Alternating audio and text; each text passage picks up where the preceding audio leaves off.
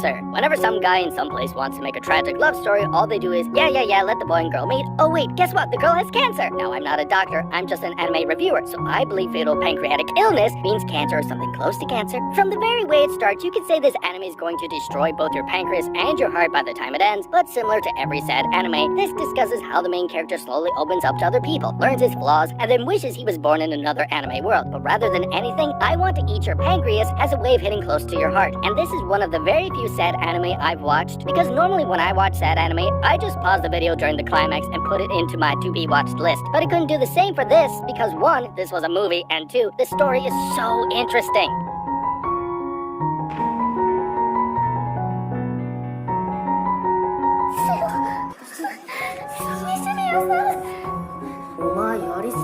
Bullying is a monster, and as this film explores, it is very easy for an attacker to become the victim. In a heartbreaking story of redemption and forgiveness, an isolated student named Shoya sets out to make amends for the pain he caused to a deaf girl.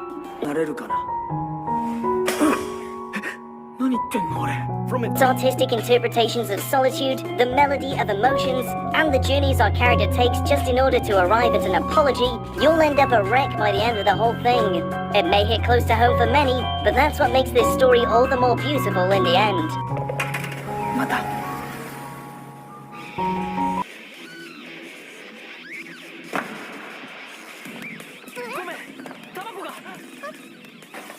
So after all that sadness, let's move into a more lighthearted one. HORIMIYA is about 2 people with secret personalities trying to bond together. At least that's what the synopsis said. But the reason why I liked this anime is because of how simple their relationship is. The secret personalities are only a cost to start the relationship, but there on forth, it really appears as a major cost to alter the story. But this romance anime is the definition of being simple. Instead of the 2 taking one goddamn season to confess to each other, they do it by the 4th episode. And our main character, being a genius, does the confession while the girl's asleep on the bed, and then leaves like nothing happened, and then later on says it again. I know, right? This guy's a true genius. This way the girl's left confused, and she realizes that rather than dragging this on for the rest of the season with unwanted problems and social differences, I should say I like him right here and now. There you go! Simple and mature, easily in my top 5 favorite romance anime.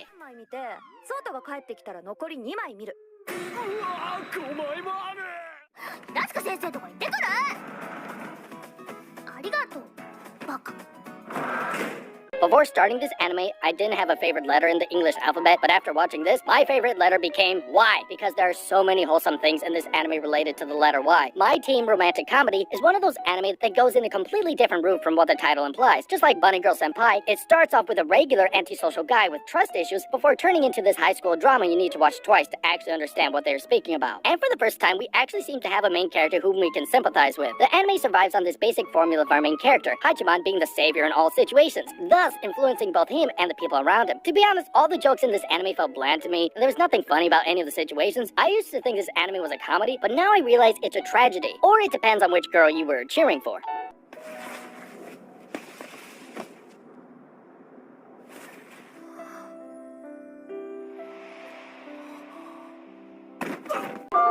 Most romance anime come with a slice of life tag attached to it, so all of them take place in a modern setting. Even if we move into a fantasy setting, the romance anime is there simply as a subgenre, or just as an element to hook the viewer, but Snow White with red hair actually managed to deliver us an interesting romance fantasy show. It may start off in a Disney fairy tale style, with the good prince and bad prince and innocent girl, but then it focuses on the girl's adventure, and how she learns to be a medic in the good prince's castle. The premise is simplistic, but each of the characters has a backstory, yes, even the so-called white knights that save the damsels in distress. This makes the story more unique and makes us actually empathize with the characters.